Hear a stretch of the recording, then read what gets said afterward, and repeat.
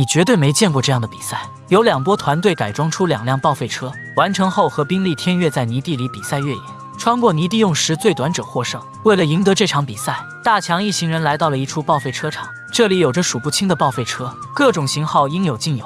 因为这是一场竞赛，一共有2组成员。首先登场的是马特队，他们身穿灰色制服，像是刚从电影里走出来的小混混。别看他们其貌不扬，但个个身怀绝技，有人车技十分了得，而有的人非常精通汽修。他们组合在一起成为了一个强大的团队。接着出场的是阿德姆队，如果我不说的话，你们会不会以为他们刚从监狱里出来？他们的衣服看起来有点奇怪，不过大家的精神头却很足。队员们摩肩擦掌，跃跃欲试，非常有信心拿下这场比赛。在比赛开始之前，他们先来到场地考察，这里的土里混合着大量的水，整个道路非常泥泞。正当众人感叹道路难走时，二强突然开着宾利天越赶了过来。没错，这就是他们的对手。关注我的老粉相信对车里的人并不陌生，之前他和搭档合作，将一辆宾利欧陆 GT 改装成了越野车，他们就是在这里试的车。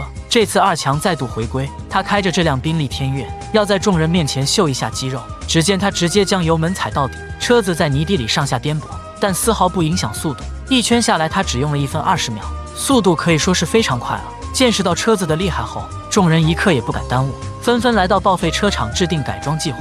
阿特姆队的成员认为，需要找一辆体型比较小的车子，这样在泥地里穿梭会更灵活，用的时间也会更少。而另一边的马特队，他们想找一辆路虎来改装，给它换上更强的越野轮胎，再把后面的车厢切掉，这样能大幅降低阻力，在比赛中能获得一些优势。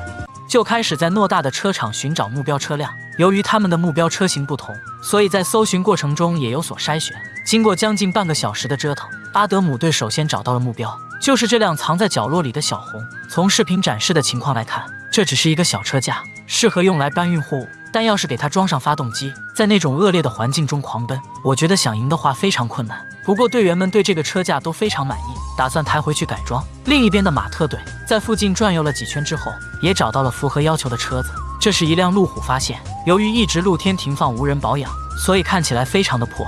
不过这些都不重要，队员们简单调试了几下发动机舱的零件，这辆车瞬间就爆发出怒火。附近的阿德姆队听到了声音之后，不禁面面相觑。眼下这比赛还没有开始，对手就已经发动了车子，而他们还只是一个破烂的车架子，这无形中给他们增加了压力。众人不敢有丝毫耽搁，继续在车群中搜集剩余零件。好在功夫不负有心人，队员们最终在一个集装箱里发现了一个跑车底盘。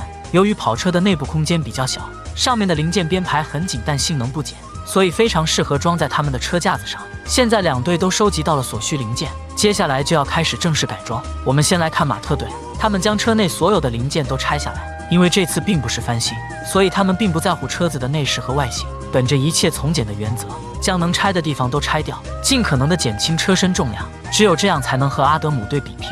接下来我们来看阿德姆队，由于车架本身只有几根钢管，强度根本不够，他们要在上面进行加固，并且焊接出一个能装得下发动机的箱子。队员们的设想是这样的，先把后轮拆掉，中间部分延长金属管，然后加上发动机和油箱，接着把后轮固定在原来的地方，最后对车体进行加固，一辆小钢炮越野车就完成了。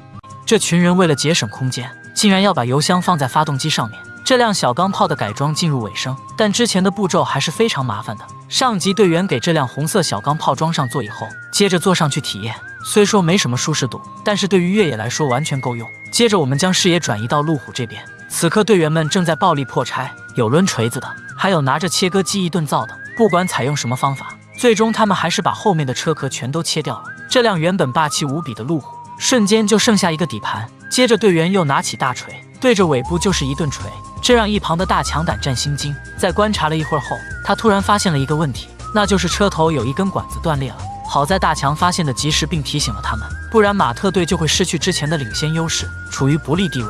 此刻众人正在商量对策，讨论该如何解决这个问题。很显然，去买全新的零件是不可能的，一是因为时间上根本来不及，二是比赛有规定，所有的零件都需要在这个车场内找，不允许买新的，这让马特队非常苦恼。你说要是一个大件，那还比较容易找到，但是这种非常不好保存的橡胶管，找到一根完好的那是难上加难。无奈他们只能进行分工，一部分人去寻找管子，剩下的人继续改装。没想到被派去寻找的两人竟然偷懒，只是简单的转了一圈就回去了。老大看着空手而归的两人，心里也很是无奈，不过好在天无绝人之路，他灵机一动想了个办法。既然橡胶管找不到，那就用金属管代替。他找来一根较细的金属管，把一头打磨光滑，然后和剩余的管道连接，这样就将管道修复完成。他们也可以放心的进行下一步作业。接着我们来到阿德姆队这边，此刻他们正在重新设计车架，队员找来了好几根钢管，接着对接口处进行打磨。等尺寸和形状完全吻合后，就将其焊接到了车身。虽然现在发动机已经装了上去，但是他们现在面临一个难题，就是油箱不知道放在什么位置合适。一时间大家都陷入了纠结。你绝对没见过这样的路虎。队员们将车子所有的零件都拆掉，只留下了基础部位。现在马特队车子已经翻新完成，但阿德姆队此刻正一筹莫展。一行人盯着这个车架子，不知道该怎么办。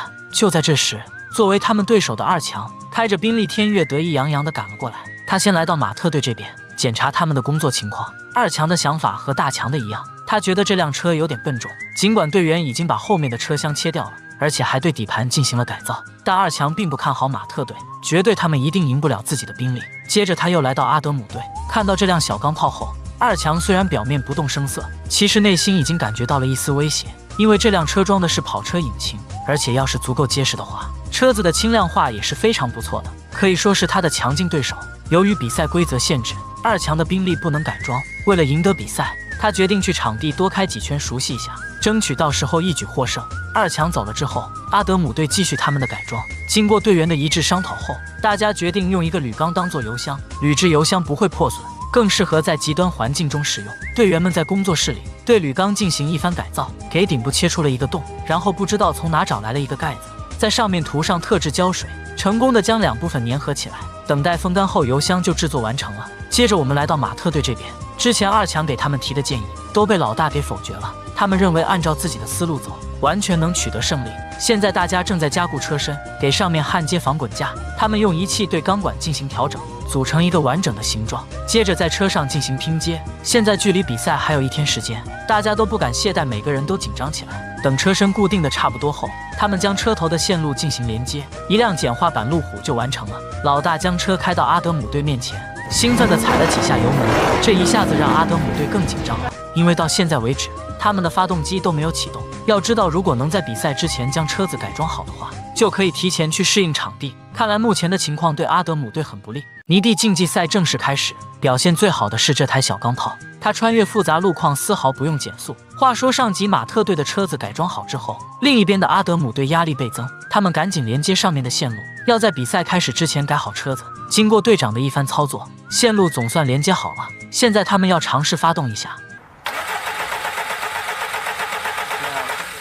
车子只是一直在哼唧，就是无法成功启动。众人的情绪瞬间低落起来。队长眼见势头不对，赶紧重新检查了线路，并进行了一番调整，将上面的保险丝进行更换。完成后再次尝试发动，这次车子终于轰鸣起来。不过现在还不是高兴的时候，因为虽然车子发动机修好了，但是其他部位还没有固定。看来阿德姆队落后的不是一星半点。为了按时完成任务，他们队员默契合作，仅仅用了半个小时就将这辆小钢炮完工了。车子看起来有模有样的，就是不知道赛场上的表现怎么样。由于此时天色已晚，阿德姆队已经没有了熟悉赛道的机会，所以他们休息了一晚后，第二天直接来到了比赛场地。首先登场的是这辆宾利天越，这是宾利于2015年推出的车型，刚上市的时候一度成为速度最快、性能最强的豪华 SUV 车型。据说宾利公司为了研发这辆车，前后投入了8.4亿英镑，问世之后还斩获多个奖项。这辆车搭载了4.0升32气门的 V8 发动机，具有549马力，是一辆不可多得的豪车。二强开着它可以说是得心应手，在这么复杂的环境下，仅仅用了39秒就跑完了一圈。接下来压力来到路虎和小钢炮，马特队自告奋勇的率先登场。车手戴好头盔后，随着大强的一声令下，路虎瞬间爆发出强大的动力，在泥地里辗转腾挪毫不费力。这一圈下来，车手的身上全是泥水，看起来狼狈不堪。可惜他的成绩比天越慢了2秒，以41秒惜败。接下来登场的是阿德姆队，这辆车更加简陋，估计一圈跑下来，车手身上的泥会更多。我们能看到这辆小车速度明显更快，不管是上小坡还是冲大坡，可以说是非常轻松。在通过最后一个水坑后，大强按下了计时表，阿德姆队的成绩是36秒，比宾利还要快3秒。看来改装的进度慢也未必是件坏事，有时候还会有后发制人的优势。大家觉得呢？